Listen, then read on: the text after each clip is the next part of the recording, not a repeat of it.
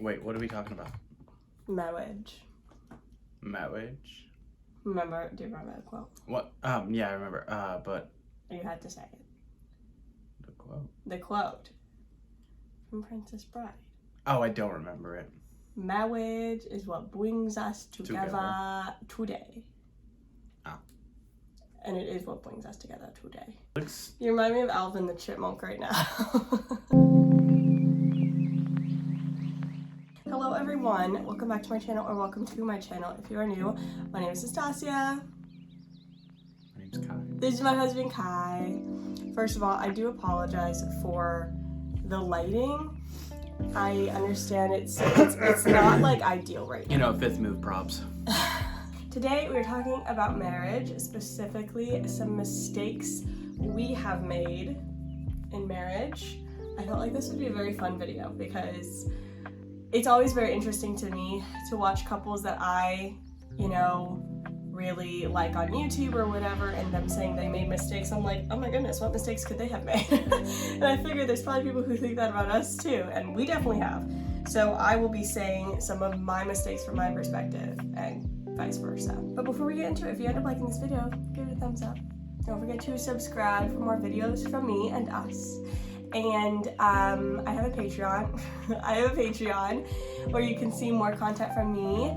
That link will be down below, but it's a lot more behind the scenes of my life. I keep, a lot of vlog type stuff private on YouTube, but I post that stuff over on Patreon for my patrons. So feel free to check that out if you're interested. Just as a recap, we have been married since March of 2021. So about 2.5 years now. Yeah, so we're experts. So it's been about 2.5 years. But we've seen our fair share of crap hitting the fan in 2.5 years, I would say. I feel like almost as much as could hit the fan has for us. I'm sure there's some bigger things that could have happened, but for the most part, most people are like, oh wow, you guys have not had an easy 2 years. So through that time, we have learned a lot about each other, marriage, things we thought we knew that we had to learn the hard way, all that. So basically, that's kind of the idea for this video. First one, mistakes that I made personally. Is that your list? This is. Oh my goodness. I told you to make a list. She did not make that many mistakes, first of all. I told you to make a list. There's 15. All right, go. Start off with a smaller one. So this one isn't as serious, but not using my time wisely.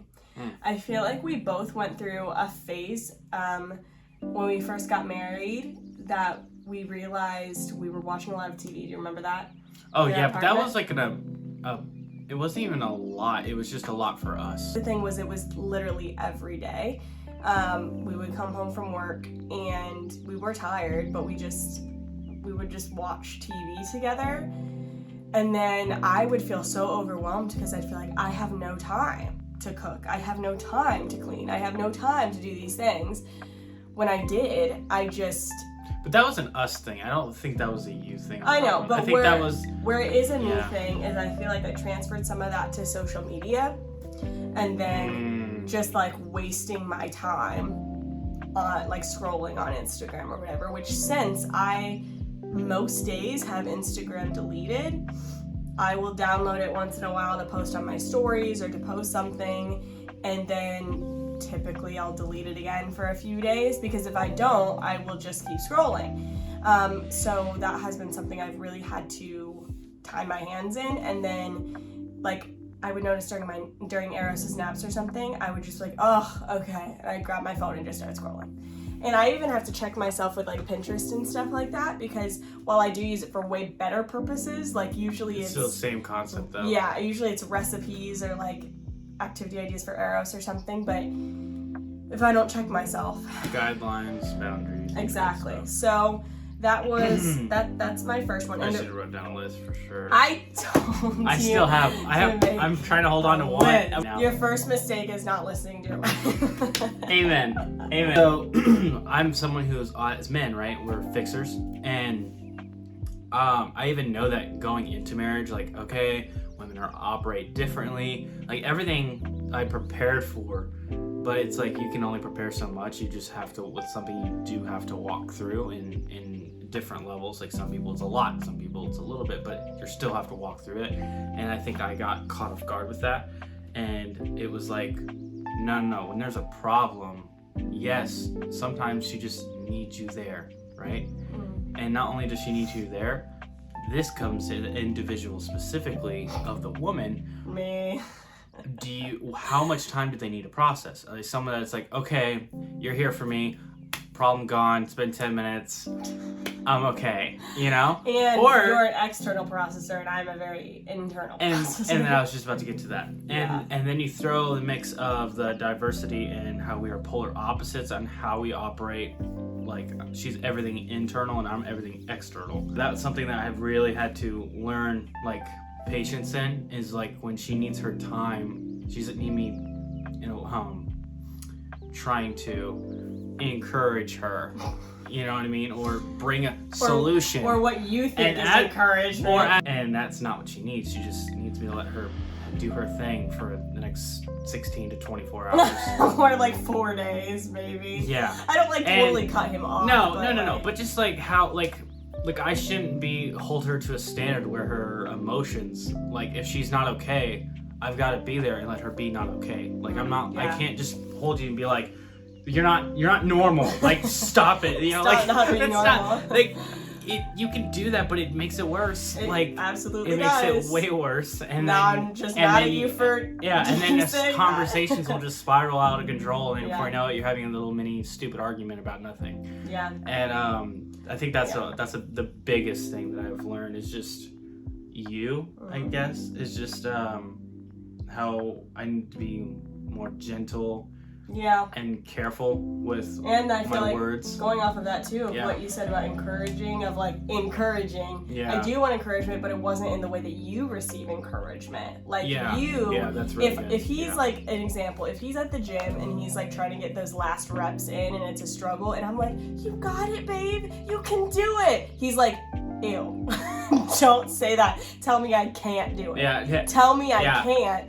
Doubt me, peasant. He wants me to doubt him so that he can push through, and I am the opposite. If you tell me you can't do it, I'll be like, you're right. And I'll just give up. And so she needs encouragement. His version of encouragement is very different than mine, which I'm not going around here and saying, Stush, you can't do crap. No. I'm not doing that. He's trying to do the pick up by the bootstraps thing sometimes, and it's like, I just need you to be here while I cry. Like, that's it. Just tell me I'm pretty and let's move on. This was one for me that I don't even know if you know about this, but a mistake for me is neglecting prayer for him. So I do keep a prayer journal. I try to pray pretty regularly in it. Also, I don't just write down everything, but like I just try to pray regularly and just talk to the Lord. And I feel like before I even met him, like before we even started dating or anything, I was praying for my future husband way more than I even do in marriage, which is bad. Because like if you're not praying for your husband, who is? Literally, who is? No one knows him as well as I know him.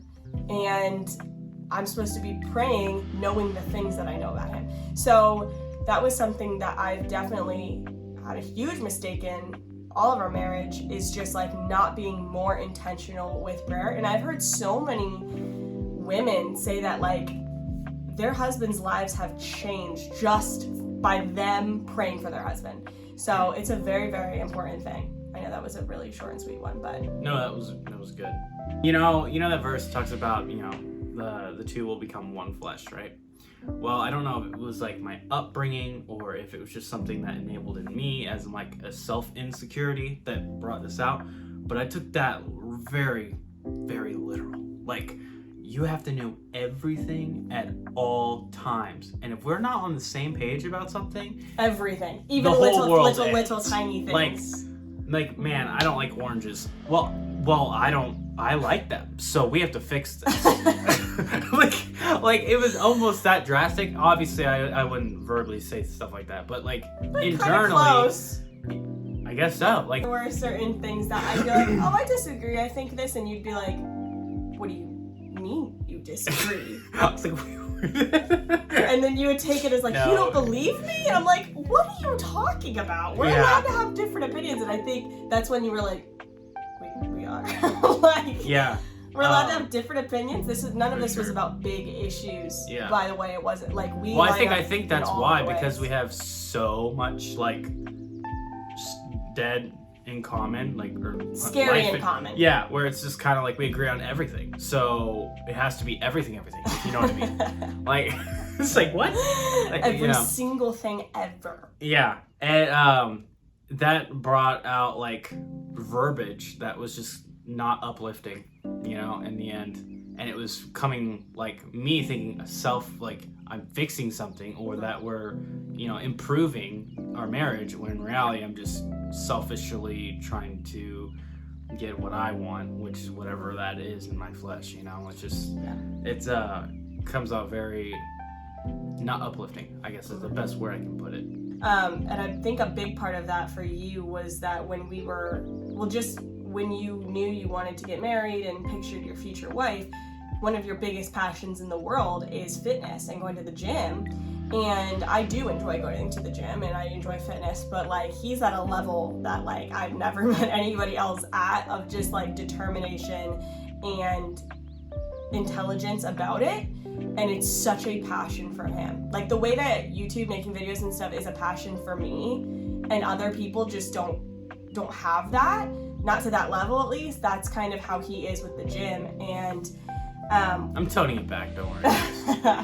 it's not a bad thing, obviously. It can be, anything can be, and anything can be, but it in itself is not bad. But I think he assumed that I was going to be at that same level when we like got married, that I would just have the exact same. It was like I did one subtle question, like, do you go to the gym? And for me, and I was like, yeah, I was thinking like, I like the gym. Well, you already know how much I like, that's a part of my life that you should know. When I asked that means like, is it? Are you exactly like me in every way? Is that the same level? And so in my mind, she's like, yeah, blah blah. I'm like, okay. It goes back to that thing where you're like, I thought we would be literally the same in like every way. I thought we would have every passion the same and stuff. And it's not something I'm literally thinking these things like, okay, she has to be same this, same that, same. This has been uncovered over the past 2 years, like untangled of like, oh. Okay, so that's it's why. Also untangled, but I also don't know why or where it stemmed from. Yeah.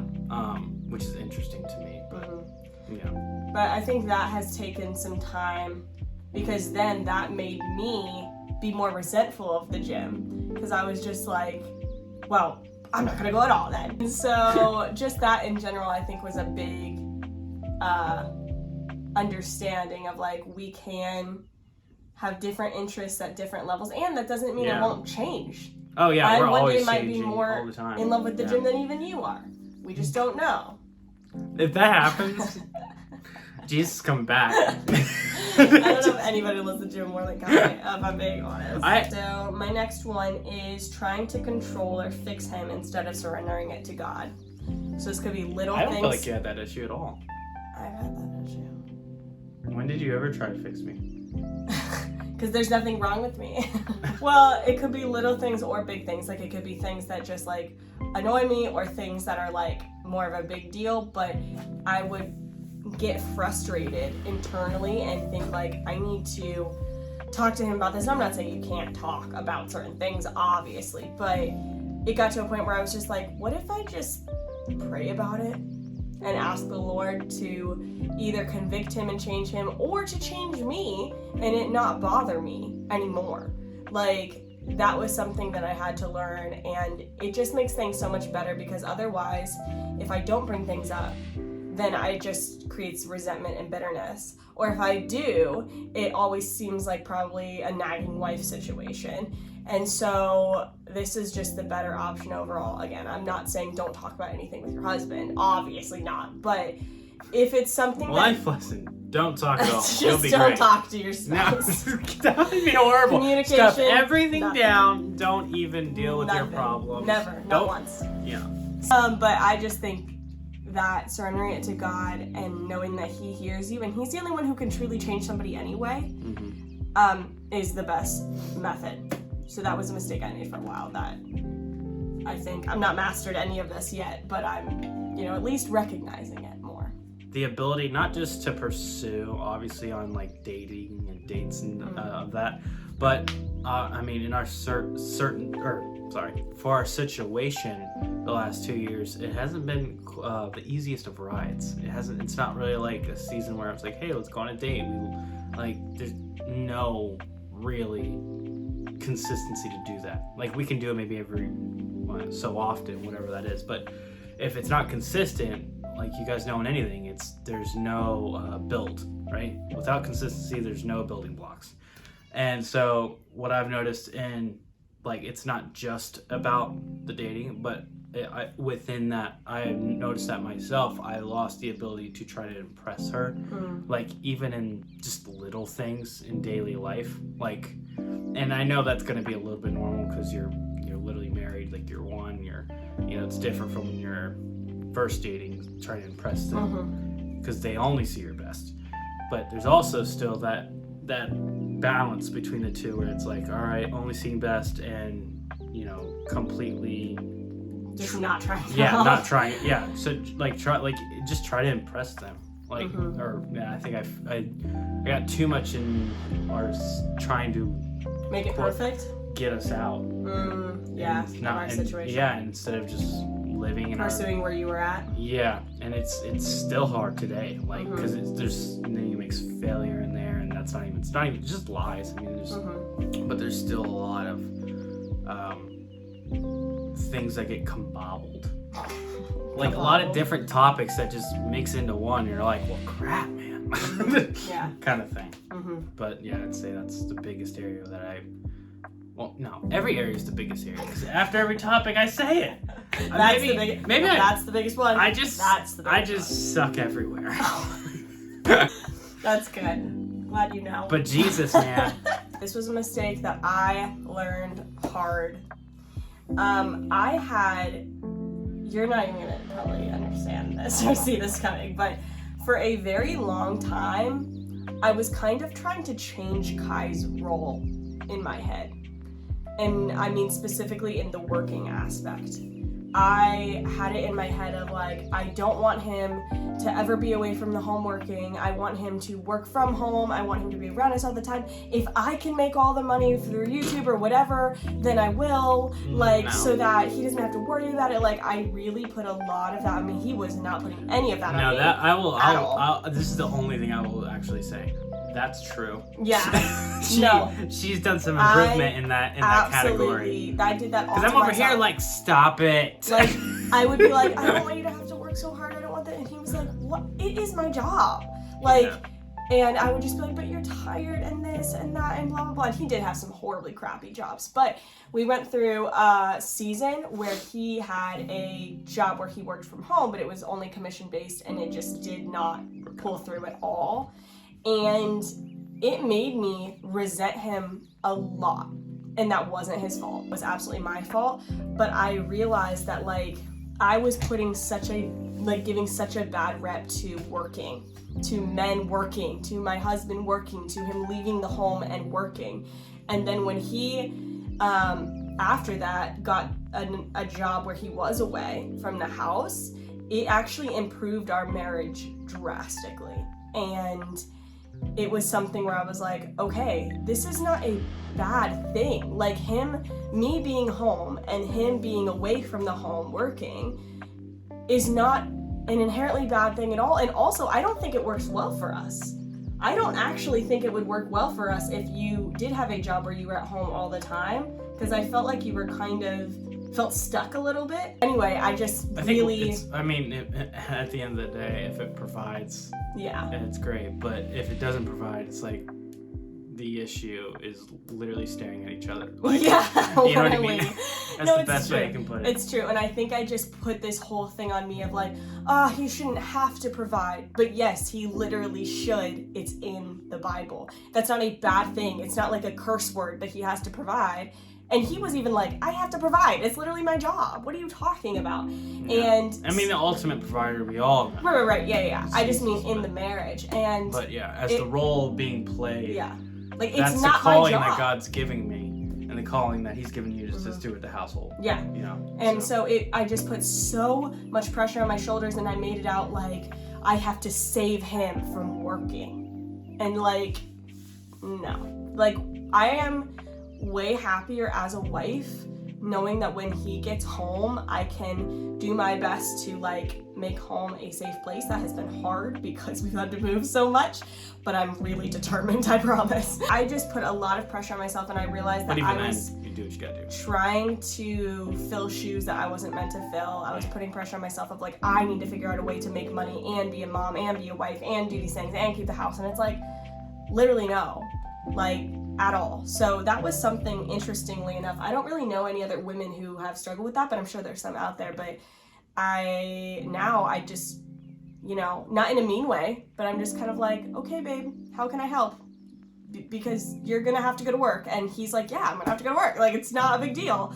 So anyway. Let's say the expectation, this is more of a family one versus marriage though, but I would say knowing that when weight gets larger and more on your shoulders of burdens to carry and stuff like that, you've got to create more space, not just quiet time, but space in itself to just like Be.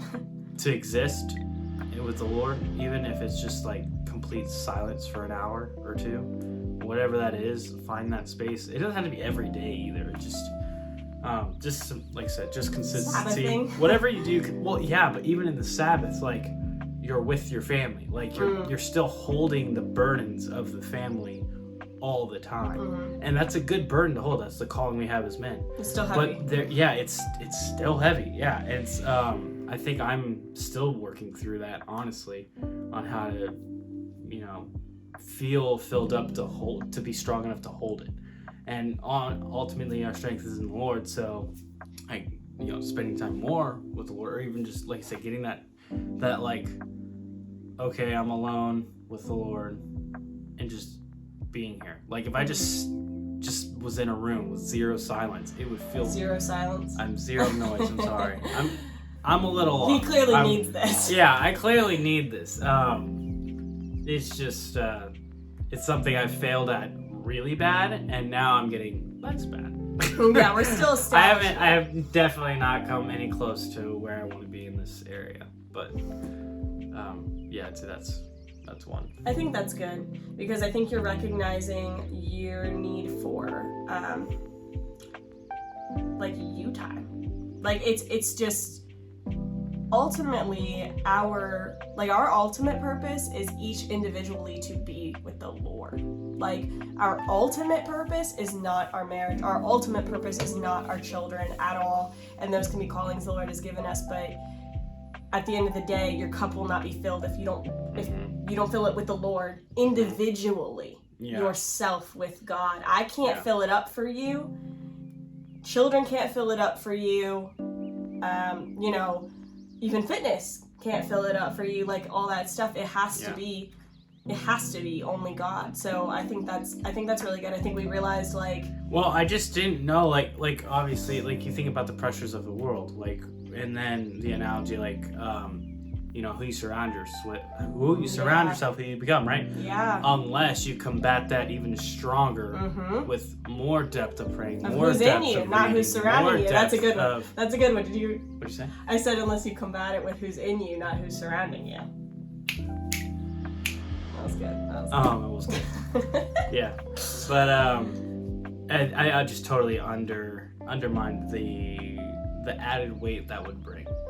Fellowship's important. Like there's some things so important. Like that I underestimate. Like I said, kind of goes back to the we're one thing. Is like there's some things that I don't need to tell her. Like as a dude, that's not gonna encourage the situation, or her even, in fact. And so that's truth telling doesn't always mean saying every single thing. Which he didn't say this is just an example. If you're a man out there and your wife looks fat in a dress and she says, "Do I look fat in this dress?" You do not say, "Yes, you look fat in that dress." You say, "You look beautiful no matter what." The theme of it is that like if you don't think your wife looks beautiful, sorry, that doesn't mean gone off on a tangent. No, it's okay. That doesn't mean you say you don't look beautiful. I also think it's about clinging to what you know the ultimate truth is, which is how the Lord sees her. It doesn't matter how you see her in that moment. It matters how the Lord sees her. Ultimately, it's just that you don't have to say everything you're always thinking in order for it to be considered the truth. Would you say that's correct? Yeah. Yeah. But at the same time, on the flip side, I, as an external processor, need to communicate this To someone. outwardly. To someone, not me. Which makes it hard because I'm also somebody who don't want to just like talk to anybody who's gonna, you know, listen. You have to trust like, them. And it's, you know, there's nobody really. I mean, there's some people out there. I just haven't found any yet. After So if you're a great Christian 25 dude years. in the greater Nashville area, and you love Jesus and you love maybe fitness and you're a cool guy, or in sports. this too. is your best Sports friend would be- right here. Sports would be fun. Sports would be great. It's a plus. I didn't realize this was going to be a dating app of sorts for you to find your guy best friend. Hey, I found you, didn't I? Yeah, we literally found each other this way. So God can do anything. It's true. But yeah, I would say that that's a good point too. You don't, being one and telling the truth doesn't mean... They don't have to collide. Yeah, they don't have to... I mean, in a way they do. Focus on encouraging more than telling everything you're thinking. Like, That's is good. this That's good. going to build this person up, or is this something I need to take to the Lord and see if it's actually just my own heart posture that's wrong before I just say it out loud? Because words can burn down forests. And it takes time to build up a forest. Yeah, it can take 1 second to tear a person down and take years to build it back from that one thing you say. Well, like depending. your words are so powerful. That's something I've messed up on. Expecting. I know that we're almost done, but like, Our son let's is say, literally like, let's get say me out of this I've room. I've asked for forgiveness for something, and then it's been like, you know, half a day, and I'm like, Why are you still weird?